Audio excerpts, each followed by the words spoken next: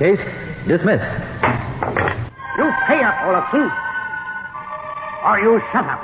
Not another nickel. Not another nickel. I'll throw you two out of here. I warn you, I'm going to throw you out of this house. From unfriendliness to an eviction notice in less than a month. Has this tenant's legal problem grown too serious to end in case dismissed?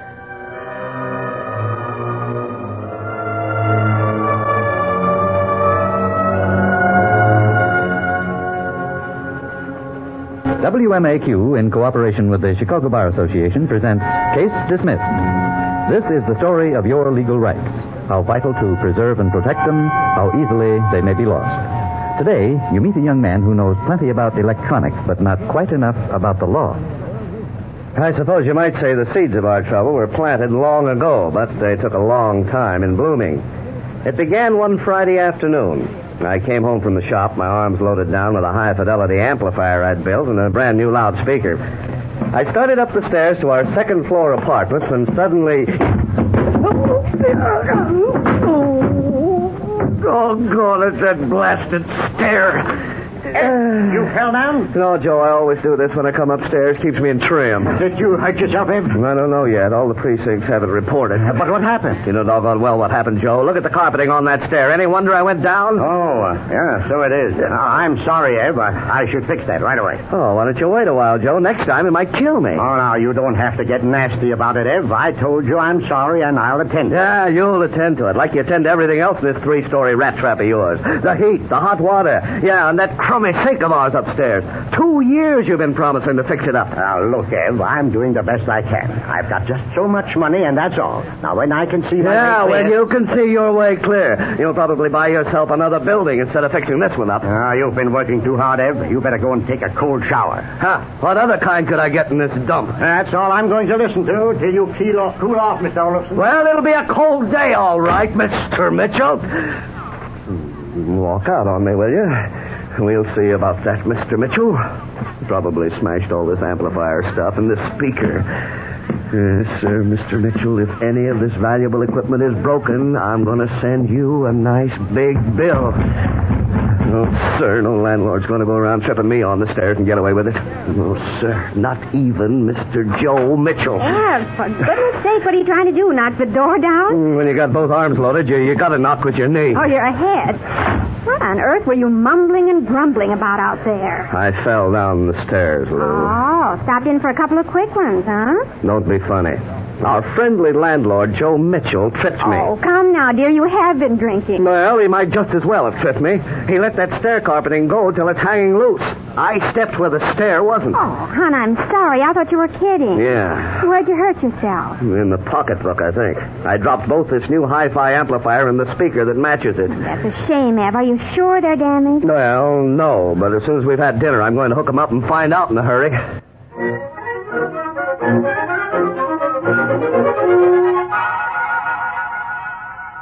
Well, this amplifier's ready to play, Lou. We'll see if that fall ruined it. Honey, will you hand me the Pines of Rome? Any particular pine or the whole forest? Very funny.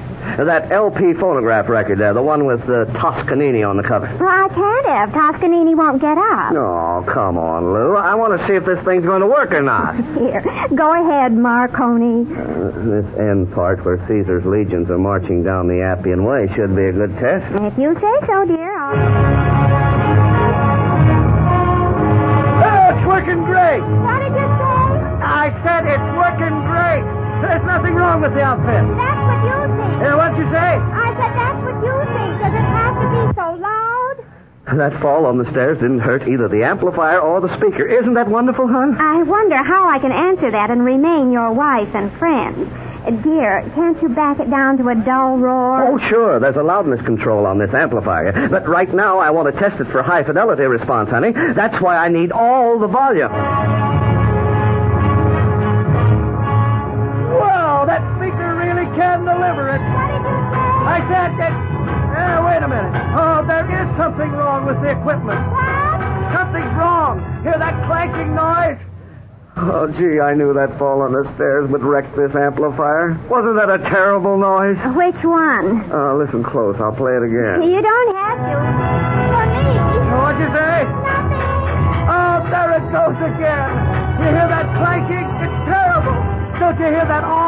clanking noise? Well, what is it? Caesar taking off his armor plate? Oh, wait a minute, Lou. Oh, that's not coming out of my loudspeaker. That's coming out of the radiator. Uh-huh. That's an old high-fidelity trick practiced by janitors and landlords. And by tenants, too.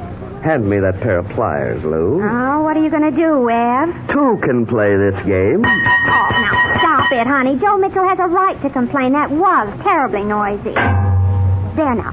Let him have the last word. Huh. And they talk about women. Oh, that landlord of ours is going too far lately. Oh, come on now, Eb. Remember how nice he was when we moved in here 12 years ago? And the good times we've had with the two of them in the past? Oh, sure, but the last year or so, honestly, this lousy service he gives us all the time, it's beginning to get me. Oh, just calm down, dear. Put your Pines of Rome back on and turn down the loudness wheel. Loudness control. Control, and just settle down in your easy chair for a nice, quiet evening.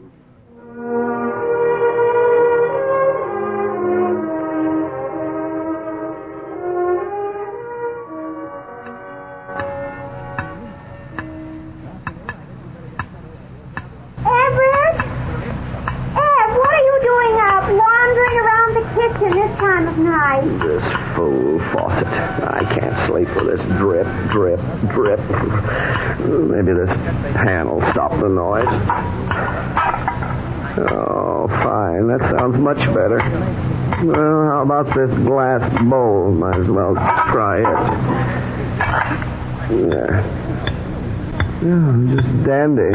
Noise like that can drive you out of your mind in 30 minutes. Oh, boy, the way the water's leaking around that pipe, the whole wall could go. For goodness sake, Eb, stop muttering out there and come back to bed. It's almost morning. In a minute! Well, maybe this bottle cork will do it. Maybe I can plug the end of this blamed faucet. There. Well. No drop. What do you know about that? Sleep at last.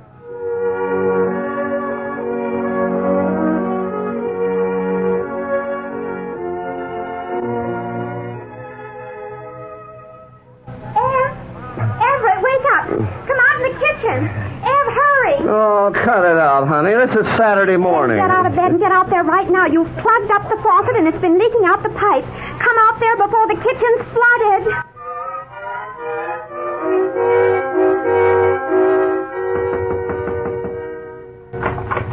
Oh, what are you doing up this early on Saturday, Eb? Now, look, Joe, don't make me madder. That faucet kept me awake half the night. This morning, the kitchen threatened to float away from the house. Joe, you got to do something about that sink. Eb, I told you before, I know it ought to be attended to, but I can't do it now. First things first, Eb. I got expenses, so get off my back, boy, okay? With the waters rising? Not much. Ah, look who's talking crazy. Who's been playing the radio last night so loud you could hear it in Waukee? It wasn't the radio. It was my hi-fi phonograph, and I wasn't playing it. I was testing it. Now get back to the sink, Joe. You're dodging the issue. No, I'm not. I'm just not going to do anything about it right now, and that's final. You're a stubborn Dutchman. Yeah? And you? You're a hot-headed Swede.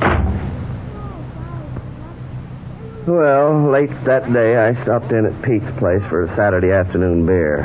I poured my problem into the sympathetic ear of that loyal friend and expert on all things, Pete himself. As usual, he was ready with an answer. This is not the first time I am in touch with this situation, my friend. The solution is so simple it escapes the average citizen. Oh, what's the pitch? Simply hire a plumber, have this work done, see they do a good job, and send him with his bill to your stubborn landlord. What can he do? At the time, Pete's proposal seemed like sheer brilliance. I didn't even bother to question it, but instead broached it to my good wife, Lou, that evening. She had a few objections. That's a pretty fast deal to pull on Joe, honey. Don't you think you ought to give him a little more time to fix up that sink? He's had time, Lou. Months of it. I'm sick and tired of waiting, holding our breath every time we walk past the sink for fear it'll fall on us. I know, dear, but think of all the good times we've had with the Mitchells in the past 12 years. The picnics we used to have together, the weekly poker parties we used to hold up here and downstairs in their apartment. You know very well they don't come any nicer than Joe and Mary Mitchell. At least sleep on that decision tonight, hmm? Okay, I'll sleep on it. If that crazy faucet drip will let me.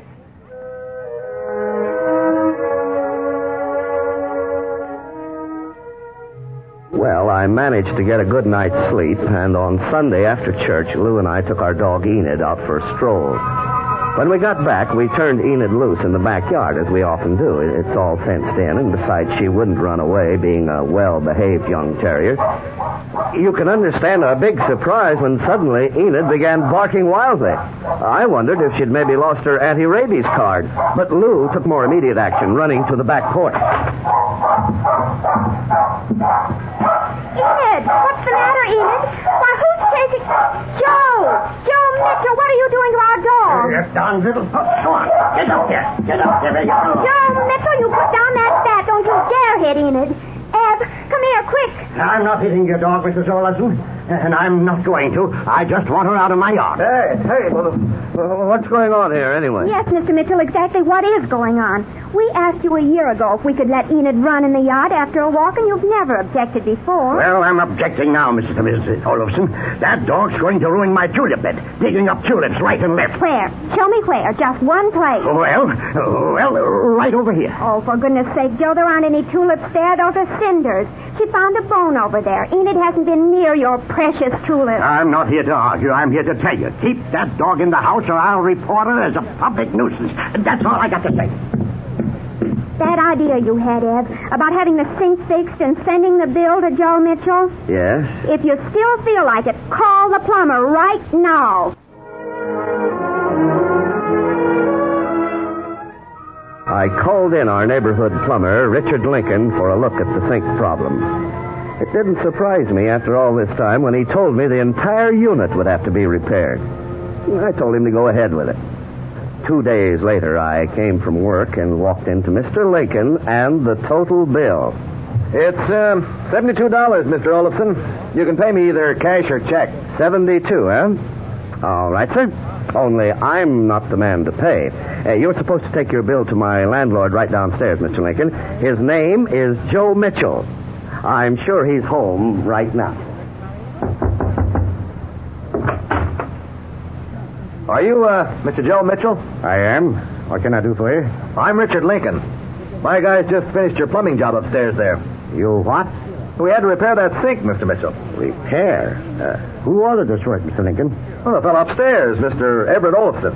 You know, he said I should bring you the bill. Oh, he did, huh? What's the matter? I make a mistake? No, but Mr. Olafson did. A big mistake. Get your money from him, Mr. Lincoln. You'll get none from me.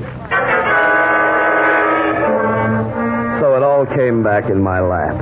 No, I paid it all right. What choice did I have? You don't argue with 200 pounds of muscular plumber like Mr. Richard Lincoln. After he picked up his wrenches and went home, Lou had a few candid comments to make about our decision and about my source of advice.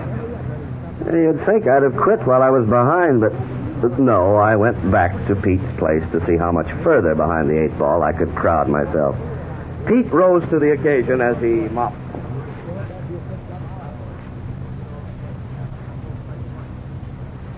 Okay, so it went wrong, my friend, but only for the moment. I don't get it, Pete. I'm out $72, and you say it's not permanent? Only until the first of the month, my friend.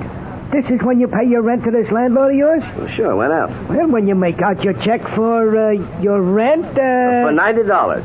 Now you know everything about me, Pete. Yeah, for $90. But you do not make it for $90, my friend. You make it for $90 less $72, or... $18. Exactly, my friend. Now, wait a minute, Pete. You mean I deduct what I paid for the sink job from the next rent payment, and the landlord's got no comeback? Precisely. Many of my friends, faced with decorating bills, have resorted to this clever device. Why not try it, my friend?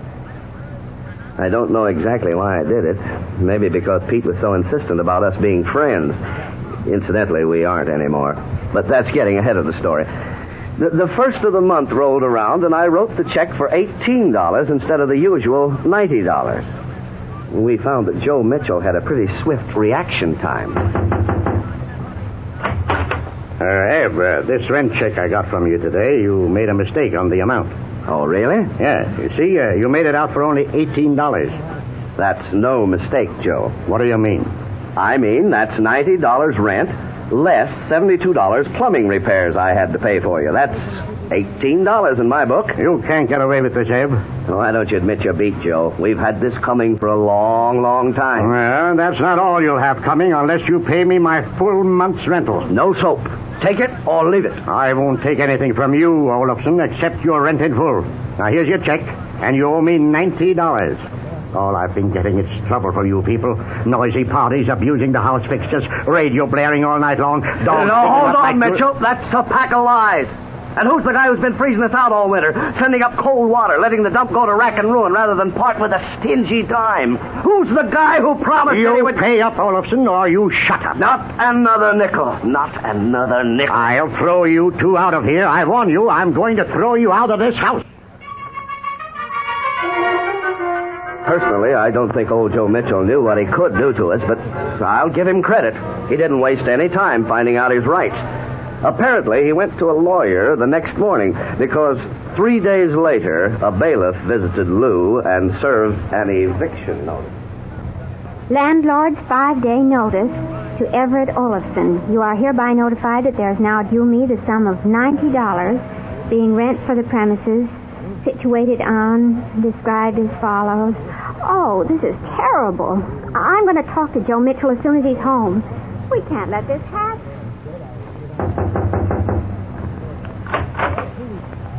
Joe? Well, Mrs. Olafson, what did you want?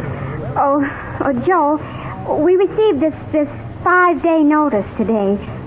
Surely you didn't mean it. I sure did, Mrs. Olafson. Why shouldn't I?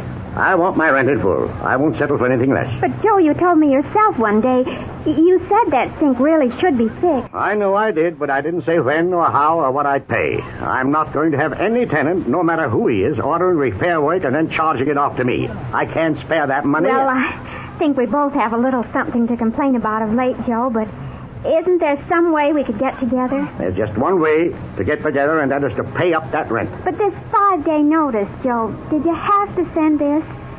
After all these years, how could you? Well, I got to do it, I mean, Lou. Look, Joe, I'm sure we can straighten this out. Let me talk to my husband tonight. Oh, here's Ev coming in now. Lou, what are you doing down here? Well, I've been talking to Joe, dear. He sent us a 5-day notice today, but... A 5-day notice? Notice to what? Now, Ev, please... Notice to pay up, that's what.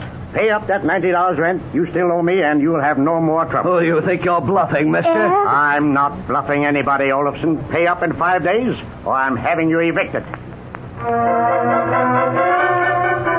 I wouldn't pay the guy. I wouldn't give him the satisfaction. It was just as simple as that. I tried to convince Lou that we had Joe Mitchell dead to rights, that even if he dragged us into court, he couldn't force us to pay for those repairs he should have made long ago.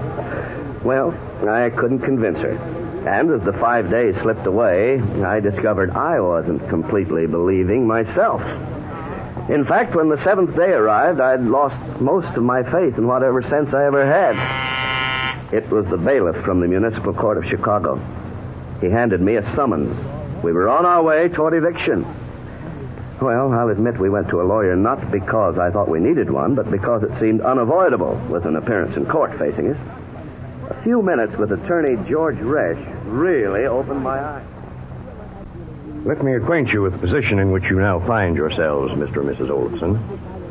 Your landlord's lawyer has filed a lawsuit against you asking for judgment for possession of the premises where you reside. In other words, eviction. Mm-hmm. Yes, that's But he really can't do it, can he, Mr. Resch? I mean, on these grounds? And he couldn't have much better grounds, Mr. Olafson. Even during rent control, non-payment of rent was grounds for quick eviction. Oh, my, this is terrible. But doesn't the fact Joe Mitchell owes me money I paid for repairs, doesn't that condition change the situation? No, sir. Unless otherwise agreed in advance, the obligation of a tenant to pay rent is not conditioned upon performance by the landlord of his obligations. The tenant must pay his rent in all events.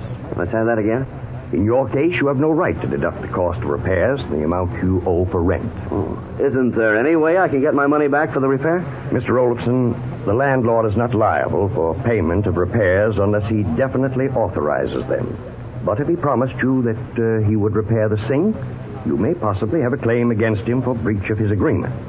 However, that won't stop him evicting you.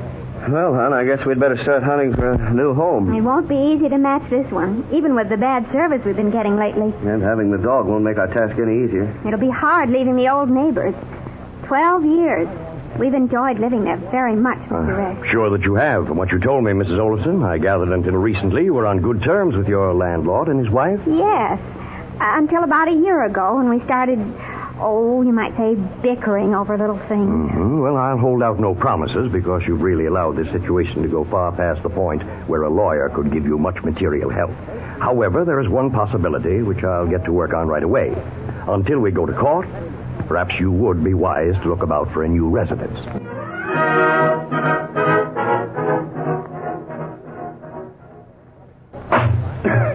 Step up, gentlemen. Your case has been called. Court will now hear the case of Joseph Mitchell, plaintiff, versus Everett Olafson, defendant. The court recognizes Mr. Grogan, counsel for the plaintiff. Your Honor, I think we may be able to work out an agreed order. Mr. Resch, I wish to ask the court to hold this case. All right. Call the next case. Will you follow me out here into the hallway, please, Mr. Mitchell? This way, Mr. and Mrs. Olafson. All right with you, Mr. Resch. Ev, is this what they call settling a case out of court? Yeah, but don't count on it, hon. Depends on how far old Joe Mitchell will back down. What about old Ev Olafson? Don't worry about me. I'll cooperate. Folks, this seems like a fairly quiet corner of the hallway. All set?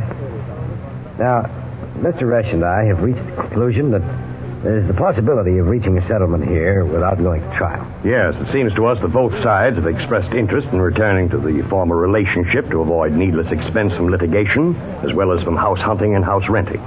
Concessions will have to be made, of course. What suggestions can you make, Mr. Olafson? Well, I'll freely admit I pulled a stupid trick trying to force Mr. Mitchell into paying for those repairs, even though they were needed. And I think we can also admit we haven't been quite the model tenants we used to be, especially during the last year. I'm sure we could have taken better care of some of the premises and been a little quieter at times. I don't know. I guess it just grew as the service from Mr. Mitchell fell off. Do you have anything to add to this, Mr. Mitchell? Well, yes, I guess I do. You know, we and the Olafsons used to get along real fine. Then we kind of drifted to new friends there for a while, and, well, after Mary took sick, it never was the same. She's been pretty ill. Well, I hadn't realized. At any rate, we never did get back together again. I sure know I've let the building get run down in the last year. Well, just kind of lost interest, I guess. And money's been tight, too. I honestly couldn't afford some of those repairs. I've had a lot of medical bills. Still, that's no excuse for making the Olafsons miserable. Oh, wait a minute. Knowing a few facts now, I'll carry that repair bill myself. Oh, no, sir. That's not right either. I just wish I could have covered it myself, but I just don't have it. Well, as counsel for the plaintiff, let me suggest this. Suppose Mr. Mitchell and Mr. Olafson share that repair cost equally. And in return for which we may assume plaintiff will ask court to dismiss the case? Is that agreeable to you, Mr. Mitchell? Yes, sir. That's a square deal. How do you feel, Mr. and Mrs. Olafson? Fine, I'm all for it. Oh, yes, I am, too. Mr. Resch and I are glad you've reached this conclusion. Now let's return to court and report your decision to the judge. The court understands that the parties have reached a mutually satisfactory compromise, and that plaintiff no longer seeks judgment for possession of his property. The court approves. Case dismissed.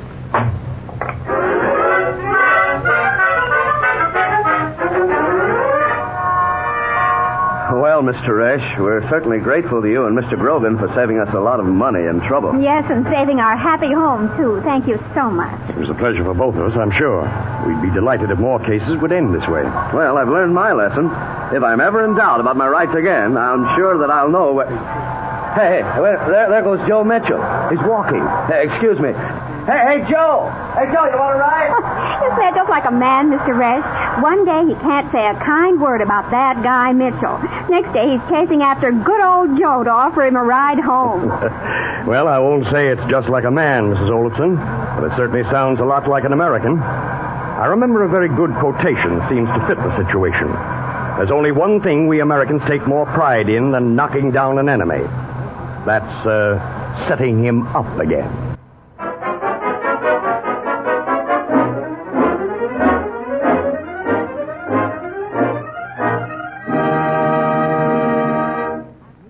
Here to summarize today's case dismissed is your counselor, Dean John C. Fitzgerald of the Loyola University Law School.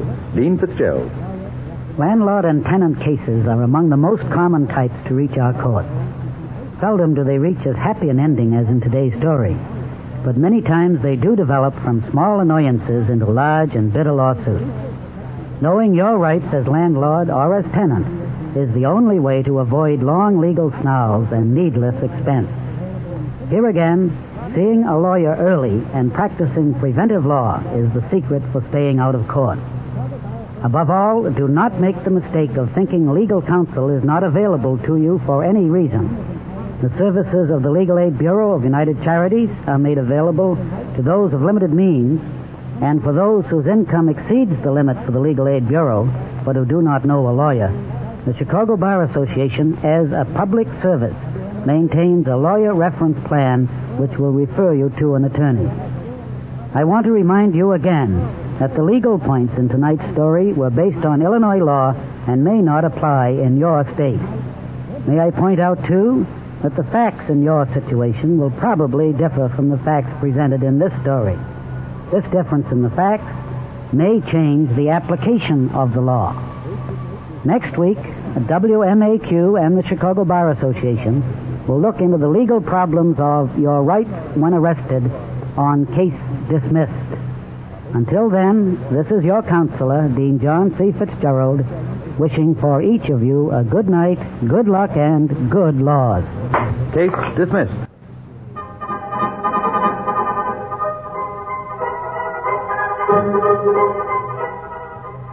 For plain answers to common questions about you and the law, remember to write for your free booklet entitled Meet Your Lawyer. Address your request to the Chicago Bar Association, 29 South LaSalle Street, Chicago 3, Illinois. Case Dismissed is written by Robert Carmen and is based on information supplied by the Chicago Bar Association and its lawyer members. All characters were fictitious, and any resemblance to any person living or dead is purely coincidental. Members of the cast were Norma Ransom, Jack Lester, Kurt Kupfer, William Green, Harry Elders, and Carlton Cadell. Case Dismissed is produced by Betty Ross. Direction by Herbert Loteau. Music effects were transcribed. Sound by Tom Evans. Engineering by Harold Woodbury. This is Lee Bennett speaking, inviting you to return next Saturday at the same time when we'll bring you a story about your legal rights when arrested on Case Dismissed.